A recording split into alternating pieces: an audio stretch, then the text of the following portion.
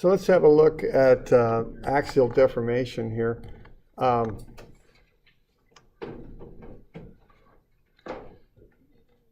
So if we have a bar and we pull on it, so we're getting back out of shear and into axial again. So if we have a bar and we pull on it, it'll lengthen. You know, that's kind of a fundamental fact in this class. It'll lengthen by an amount delta. So we've got a few kind of fundamental relationships here.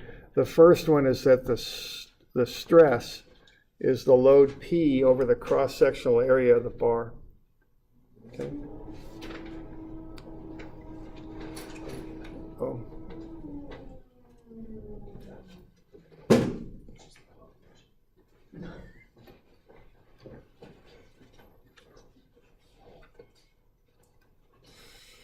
All right, the other couple of fundamental relationships is that delta over L is the definition of the strain. And then the other one is that the modulus elasticity is the stress over the strain. Okay, and those are three relationships that we could all, use to analyze what's happening here. What we're interested in is how much the bar lengthens when we pull on it. So this is a fairly common thing to want to know. So rather than working through those three equations one step at a time, you can combine them into one equation that you can use to find delta. Okay, so it's just a matter of algebraically rearranging these things and putting them together into one equation. So let's have a look at that.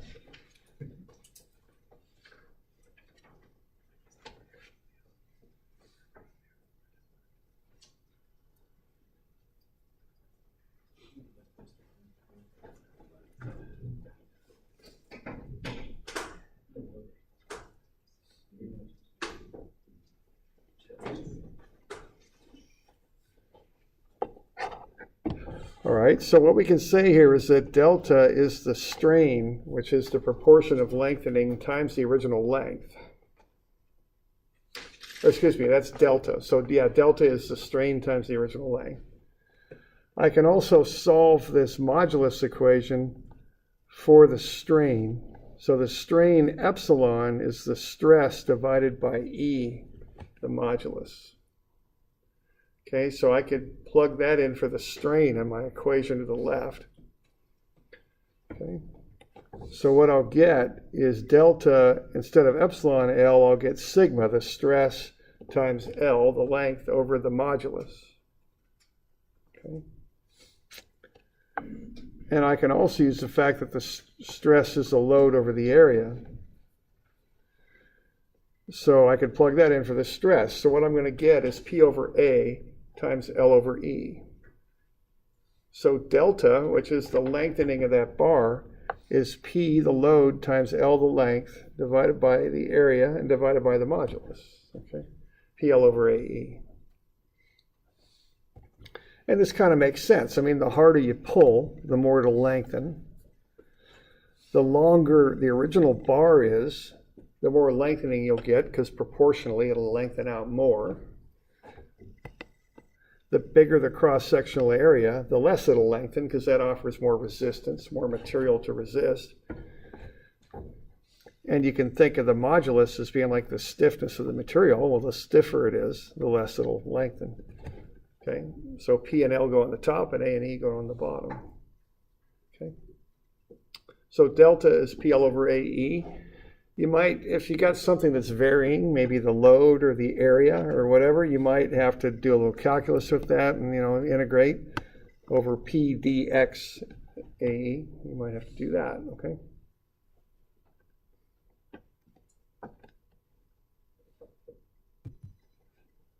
So let's look at an example of this. So let's say we've got this little pedestal here, this little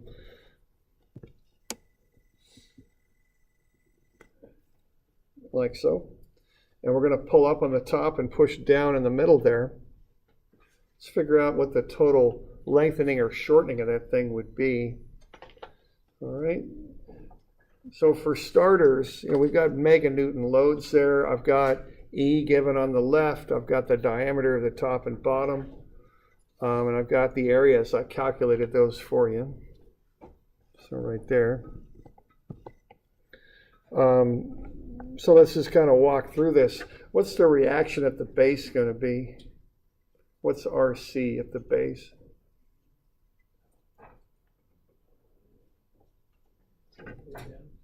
What's that now? It's going to push up because there's a little bit of up, but more down. Yeah, you just go sum of Fy there to get that RC. Yeah, it's 1.8. So sum of Fy is 0. We got RC going up. We've got 2.4 meganewtons down. I'm adding the 1.2 and the 1.2. Then we got 0.6 meganewtons up. So that'll get us RC. That's 1.8 meganewtons. That's going up. Okay, so that's 1.8. So what we want to do here is get into the inside of that thing and find the internal forces. So what's the internal force from A to B and the internal force from B to C? This is the deal where you get free body diagrams of each piece cut through and take one whole side or the other.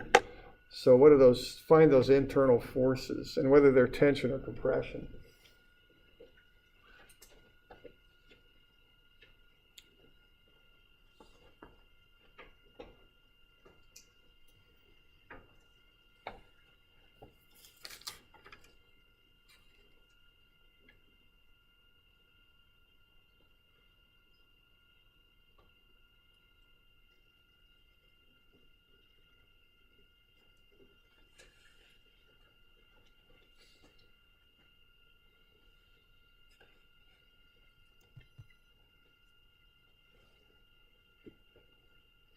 So you'd want a free body diagram at the top and a free body diagram at the bottom, and then just run through the numbers. It's it's pretty quick. It's pretty straight up. Take the side that's easiest to work on when you cut through with your free body diagram.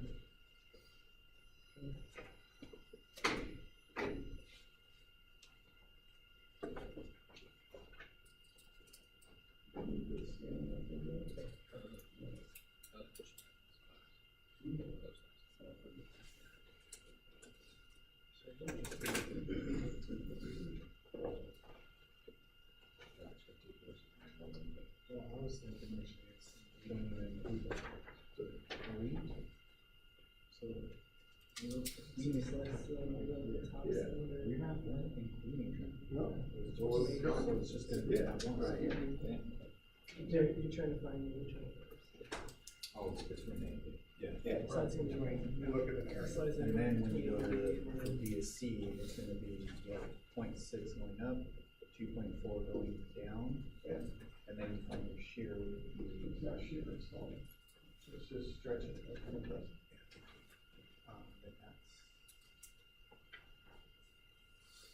4, 8, 2.8.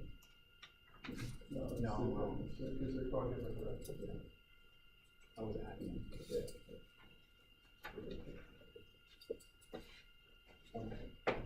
Yeah, right, which is the reaction. You'll get into those internals, okay? And, don't overthink it. Just cut between A and B, take the top part.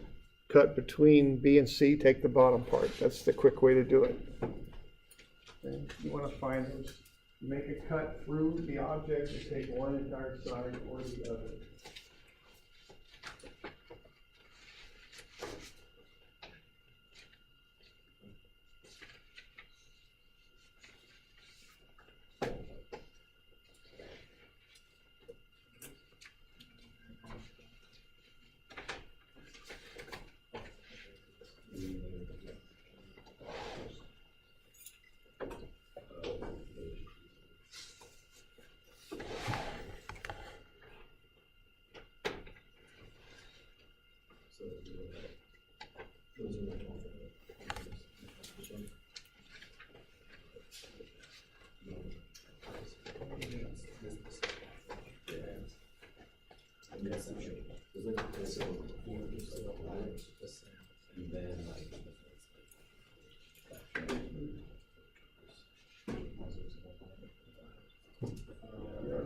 okay with that, with internal forces? Just did it. Do you want us to convert them to distance, or do you? I don't really do, you know, because that way, when I do the stresses and things, I get standard units, you know? Okay. You know, you could say 0.6 times 10 to the 6 or 1.8 times 10 to the 6. Okay, so you just cut through and take one whole side or the other. So for AB, I'd cut it right there and take the top. For BC, I'd cut it right there and take the bottom. And you've got 1,800,000. Like so, okay? Y'all good with that? Okay. Now the way to do the rest of this, delta is PL over AE, okay? And we got all that stuff now. We just found P, you got L, you got A, you got E. Just kind of combine them, okay? We're good? Now, you know, I'm kind of I've accepted the fact I'm not really all that bright. So what I do, I create methods of calculating stuff to avoid making errors. So I'll just put them in a table. P, L, A, E. I got the units, everything in newtons and meters. And I'll just fill in the table and then run the numbers. I mean, that's how I look at it. Okay? And then what you're finding are two different deltas when you do this, okay? So I just fill in the table, and then I'll find each of the deltas separately.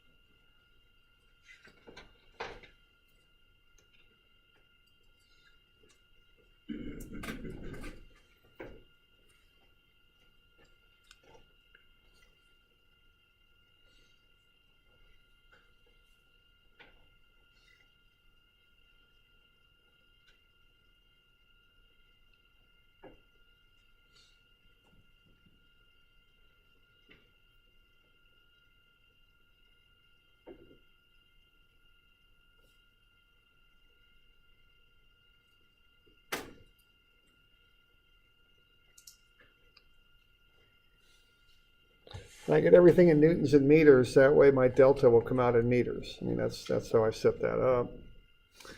And then I just run the delta as PL over AE kind of thing. That's all I do. Okay.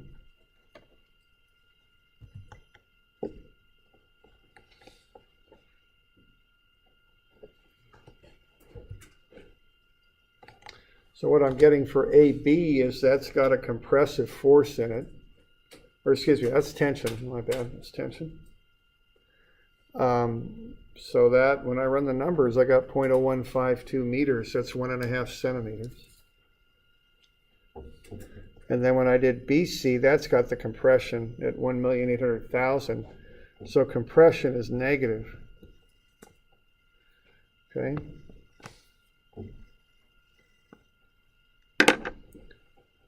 So that comes out to be negative 0.034 meters, okay?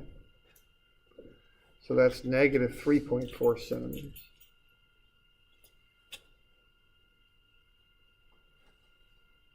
So if I combine those, it's kind of like BC is getting shorter, AB is getting longer. So I'm just going to add the two together to get the net. What's happening to A? You know, basically what I'm looking at there is delta A. BC gets shorter, AB gets longer, so I just add them together to get the net.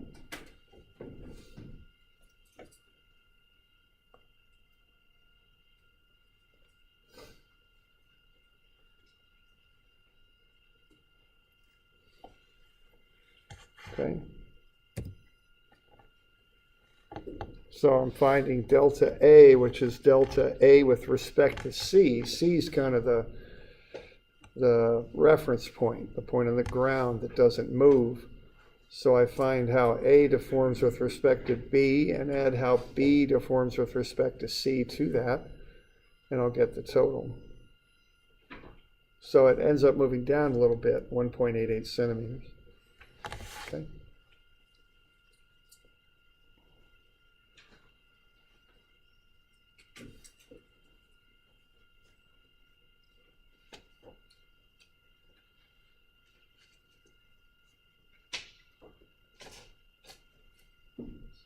doing all right with that? We got any questions on that?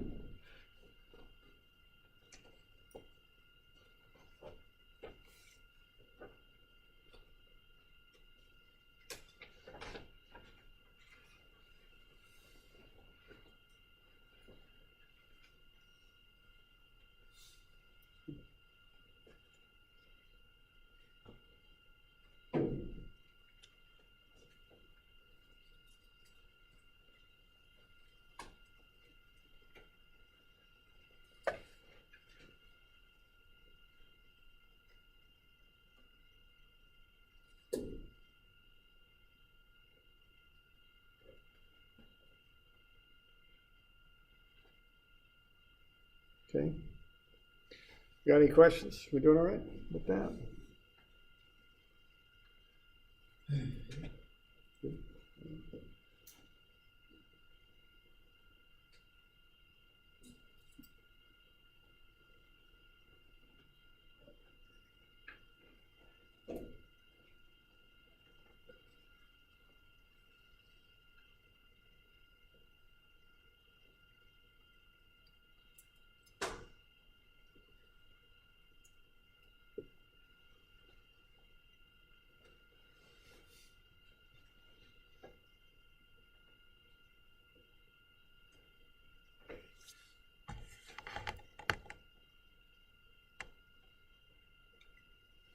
Okay.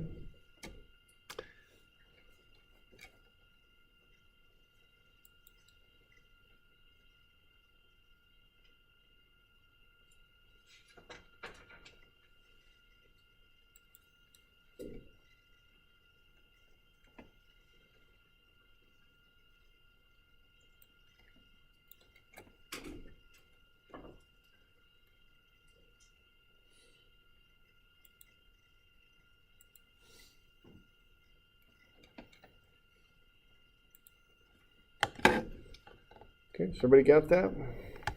That means it's getting shorter. Yes, yeah. The top's stretching, but the bottom's getting shorter by more. So the net effect is that it drops a little bit. It moves down a little bit.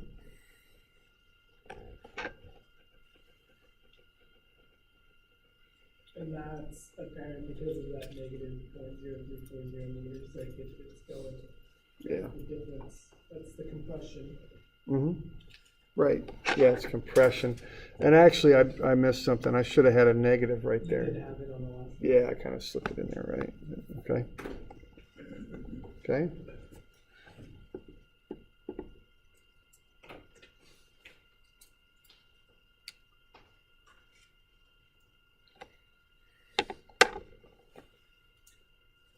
All right. Now, there's another thing you can do with this stuff that, you know, this is one example of what you can do with the PL over AE relationship. But there's another thing you can do too. And, you know, so far you've had statics, and what you've learned to do is define reactions. You know, you've got applied forces, and then you run through the statics equations and you figure out the reactions. And what that does, it gives you all the forces acting on something. And once you know all the forces acting on something, you can solve for the internal forces and start to design it. Okay. Now, what's up though is statics can only get you in a 2D sense. Is it'll only get you 3 unknowns. Okay. If you go beyond that, you're in what's called statically indeterminate. Well, what you can do with strengths, if you know strength of materials here, is if you know material properties, you can start to go beyond just statics. You can solve out what are called statically indeterminate problems by using this idea from strengths. Okay, so here are some concrete piers. They've got rebar inside them. Okay, what rebar is just a threaded mild steel rod that's put inside of concrete. Okay, and concrete normally has steel rod in it. To reinforce it, it gives it tensile strength because concrete is not particularly good in tensile stress.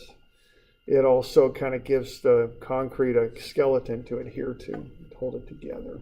Also helps with temperature type stresses too. All right, so that's going to complicate things here a little bit because here we're building this elevated roadway, it looks like. if you've got this force pushing down on that pier, it's not just going in one material, it's going in two. So the concrete and the steel are both going to take up part of that load.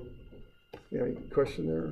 Yeah, so this may be exactly where we're going, but I was just noticing that we just calculated like how much something squished down due to the load that was under. Yeah. So could we, for instance, look at something and have known its original deform or its original dimensions and then be like, oh, it squished this much, so it must be under this much stress. Yeah, that's kind of the idea. Yeah. Okay. That's what you do with strengths is you tie together deformation and load. You can put them together now. That's kind of the next kind of step on solving through structural problems is doing that. Okay. Now you can evaluate like if a building is experiencing stresses in weird ways or. Yeah, you can put strain gauges on and actually from that determine what the stress is. You can predict how much it'll shorten up by if it's loaded. You can do a lot of different things now. Okay. All right.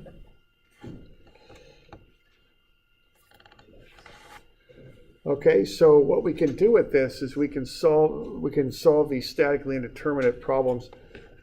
They can't be solved using statics alone.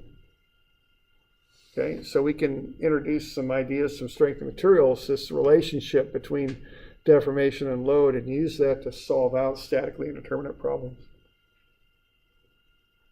And Indeterminant is 3 or more variables?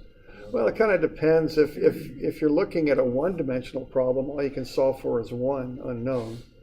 So now you can get up to 2. That's about what we're going to do here. If you're in a two-dimensional problem, you can only solve for 3 unknowns. Now you could get it up one more. You could solve for 4. You know, so kind of it's a little bit situational, depending on how the problem's put together in the first place. Okay, because like if you have this problem that we've got here, really the only statics equation you've got is sum of Fy is 0. You can't really use a moment equation on that. It won't get you much, nor can you use a sum of Fx. It wouldn't get you much either. So you only got one equation to use anyway. But with strengths, you can get up to 2 equations, which will just allow you to solve for one more unknown. Okay.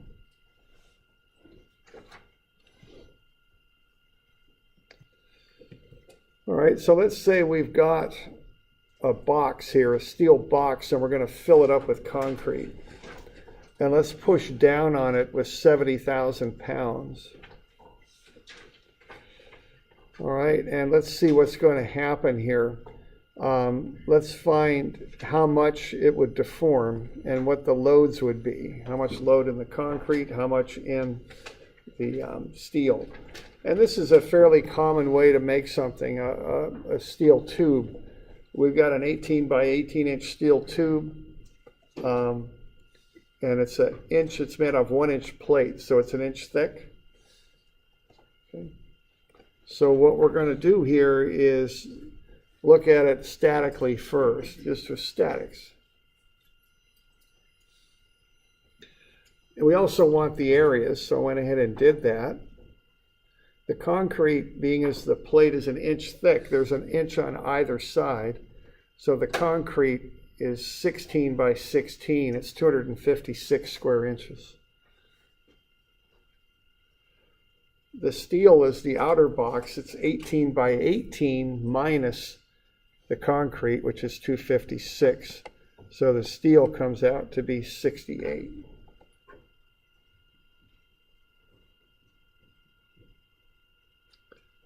So those are the areas. And then I just write up a sum of Fy equation here.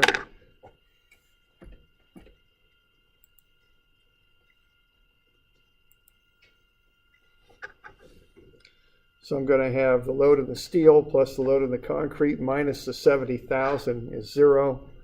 So all that means is the load in the steel plus the load in the concrete is 70,000. You know, pretty basic statics there.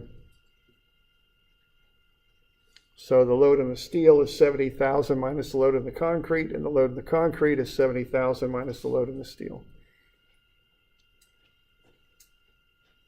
Where did the 16 come Yeah, from? well, I was about that. The 16, because what I've got a 18 inch by 18 inch steel box that's hollow. the plate that I made the steel box out of is 1 inch thick. So I'm going to take 1 inch off of either side. So that's 1 inch, and that's 1 inch. So it's 18 minus 1 inch minus 1 inch is 16. So the concrete is 16 by 16.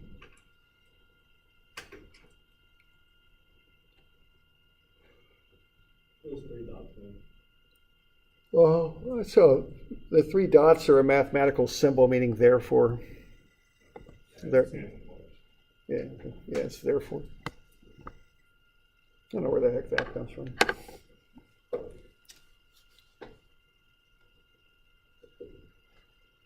So I start off with statics, and it's very simple statics. Sum of forces is 0. That's all I got for statics. That's about it.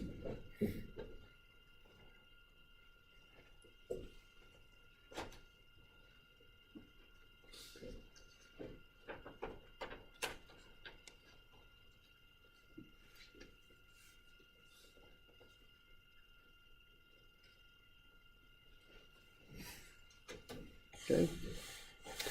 Now the next thing I'm going to do is strength of materials. And when you do the strength of materials, what you have to know is something about the deformations. Because what we know for strengths is that delta is PL over AE. We know that. See, that allows us to relate the deformation to the load. But then we need another little thing to relate that deltas together because we've got 2 materials here. So we got delta concrete, and then we got delta steel. So what's the basic relationship between the 2 deltas? If that load is spread out over both materials, what's the relationship between the delta concrete and the delta steel? The strain. Well, they're equal. Okay. If you push the steel down 1 inch, you'd also push the concrete down 1 inch. You know, they're adhered together and they're not going to move separately. So if that load's spread out, if I push, you know, they'll move together. They'll deform together, okay? Think of there being like a plate over that or something. So when I push down on the concrete, I also push down on the steel. That's the idea. Okay, that's the assumption I'm making. So the deltas are the same. Okay? So I can use these 2 relationships to get another equation relating these things together. That's what I can do. Okay.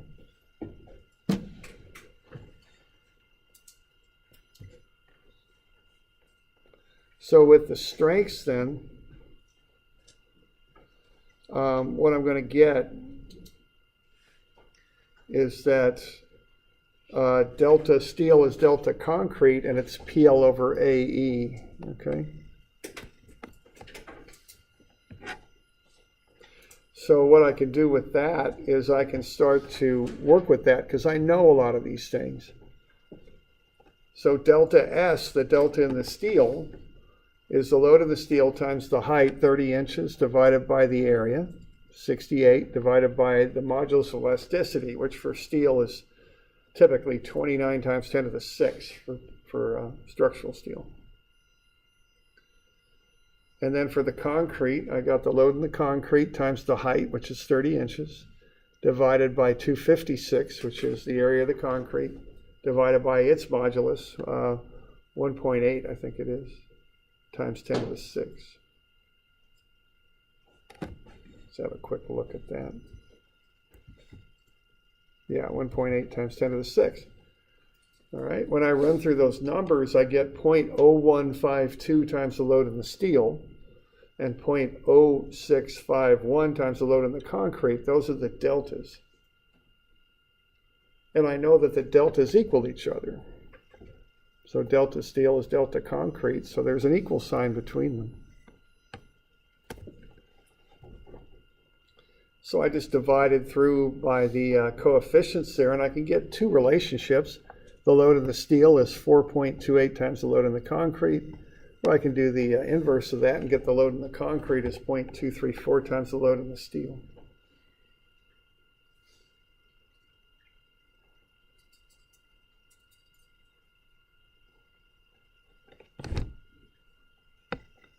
Okay.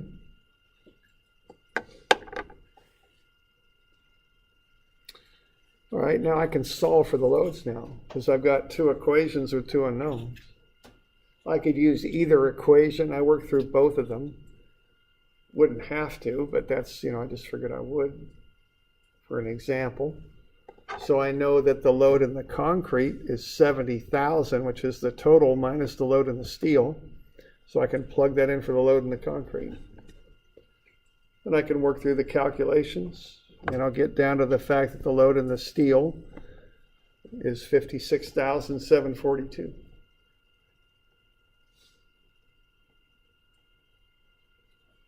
And I can do the same thing for the load in the concrete. 0.234 times 70,000 minus the load in the concrete. Okay, because the load in the steel here is 70,000 times the load in the concrete. Okay. And I can work through that and solve for the load in the concrete, and that's 13,258. And sure enough, when I add them together, I get back to 70,000, so it doesn't look like I made any calculation errors. So.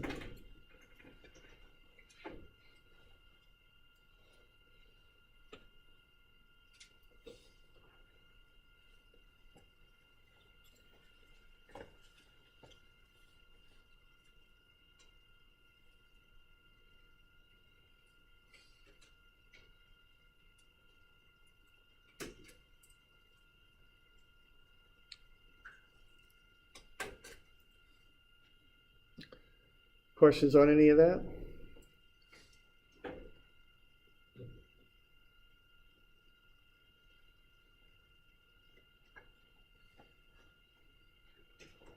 A little bit of calculating there, but the concept here is I start with basic statics, and then after I do that, if that's not enough, then I'll introduce this strength of material stuff. And what I'm doing with the strengths is I'm relating the deltas together. In this case, they're equal. Pretty simple. And I also know they equal that PL over AE.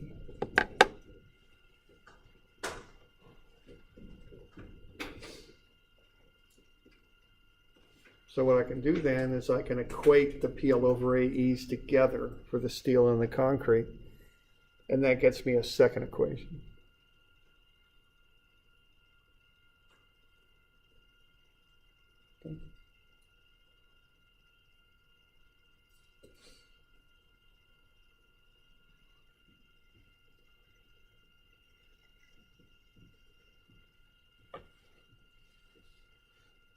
Got any questions on that?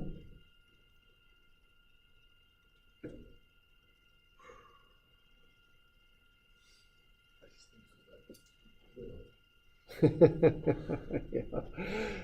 All these relationships alone are pretty simple, but putting them all together gets a little, there's a lot to remember. Okay. So what we got now are the loads in each material. As you push down in that material more and more, eventually you'll get to the load in the steel is 56,742, and the corresponding load in the concrete is 13,258, and that's when it'll equal 70,000, okay, total.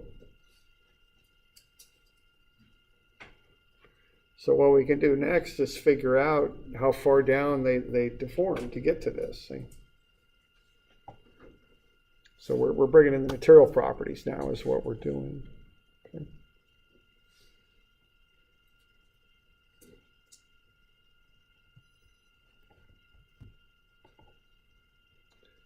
All right, so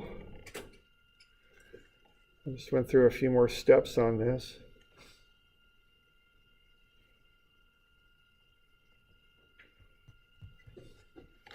So I found the stress in each one, P over A. It's 834 for the steel and 51.8 for the concrete, so that's not too much. They both can handle that, I'm sure. And then I found the delta for each one, PL over AE. And I found, using my numbers, the loads in each material, that the deltas are the same, which is what they ought to be, because they're moving down together when they're loaded.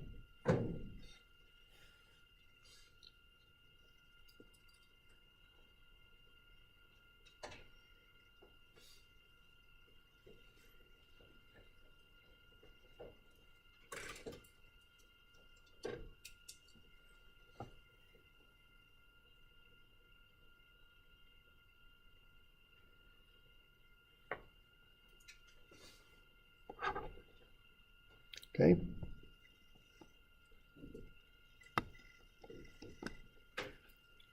So we doing all right with that? Any questions?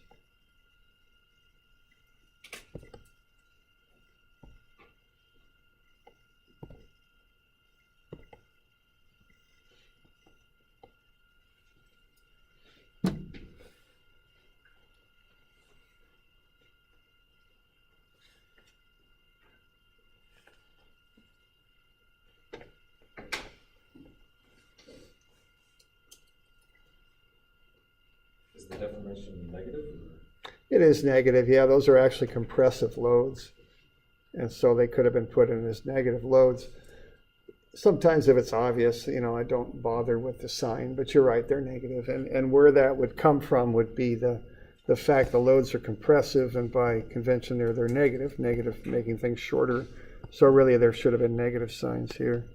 Is deformation ever positive? Well, sure, it can be if you're pulling on something. Would it still be called deformation? Or? Yeah, sure. Just how much something moves. Yeah. Okay. I mean, you pull the steel bar apart.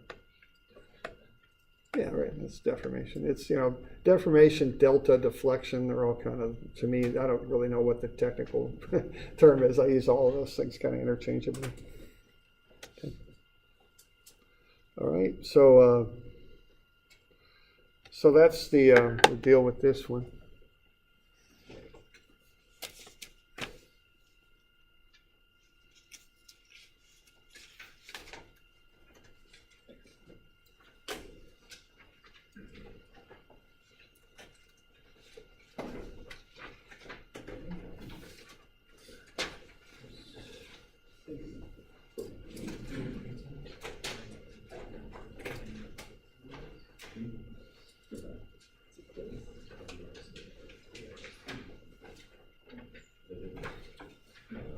There's a little table to fill in.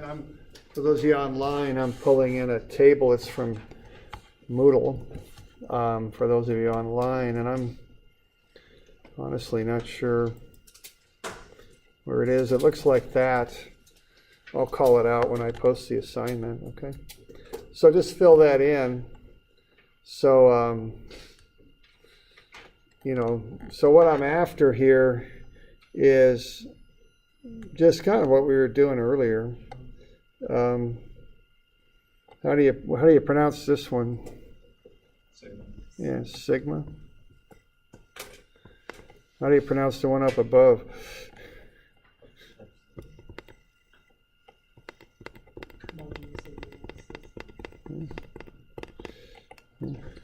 E.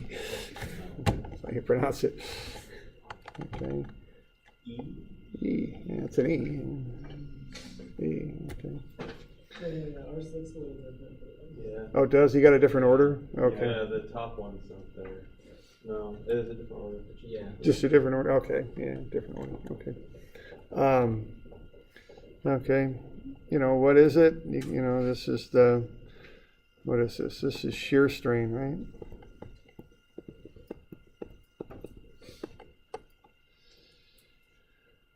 What's the equation for this one? It's V, or formula, V over A for that one. So, just fill it in. Okay. So we got that. So why don't we do that one for, let's see. I'd like you to knock this one out. So what is it? Why don't you do this for Friday too? Yeah, let's do that. Tau is P over A, right? No, V is for shear. Sigma is P over A.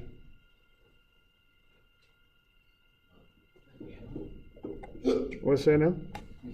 Top one, shear strain is Yeah, but shear stress is, tau is V over A. Sigma is P over A. Okay. So why don't you do this for Friday just to kind of, get it done so while it's fresh in your mind.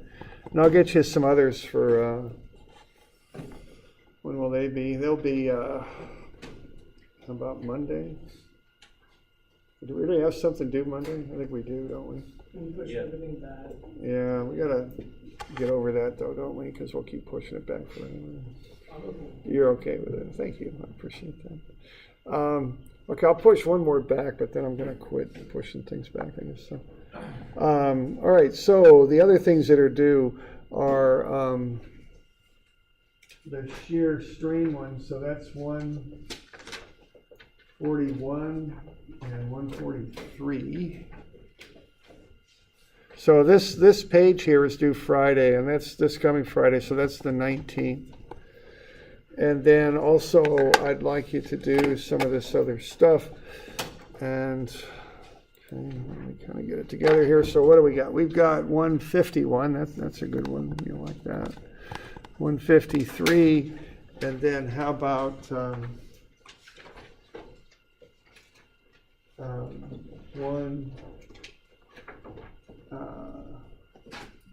no, I'm sorry, that's my bad, I screwed that up. 141, 143, there we go, my bad. There we go, 141, 143, and then 152. And yeah, we better kind of get back on schedule, so let's put these due Monday. I think we better do that, okay. Yeah, it is, it's 5 of them, right? Yeah. Yeah, we've already covered 2 of them in class, so we'll cover these 3 on Friday. Okay, it's a lot, but yeah, we got to catch up. You'll have the weekend on it, so. So 131 and 132 are, I did not have the weekend. that's Friday. You don't? Monday. Oh, What's going on the weekend? everything was due. Okay, so Okay, 131, 132. yeah, 131 and 2 are also due, right? No, is it 132 or is it 132, 131 and 132. It is, okay, all right, yeah. Those are all due Monday, and then, okay.